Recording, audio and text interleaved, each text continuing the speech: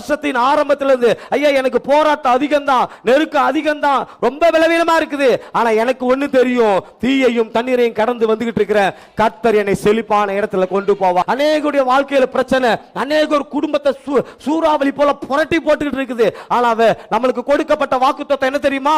அவன் உயர்ந்த இடங்களில் வாசம். பிரச்சனை வந்தாலும், போராட்டம் வந்தாலும், நெருக்கம் வந்தாலும், பலவீனம் வந்தாலும் ஒன்ன மட்டும் நினைச்சுக்கங்க, நான் உயர்ந்த இடங்கள்ல வாசம் பண்ணுவேன். நான் கண்மலையின் அரணுக்குள்ள இருக்கிறேன்.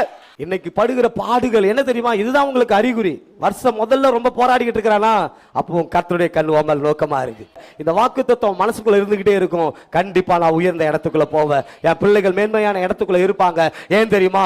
போராட்டங்களோ பலவீனங்களோ வாழ்க்கை என்ன பண்ணிடாது, அழிச்சு. நீ தண்ணீர்களை கடக்கும் போது நான் உன்னோடு இருப்பேன்.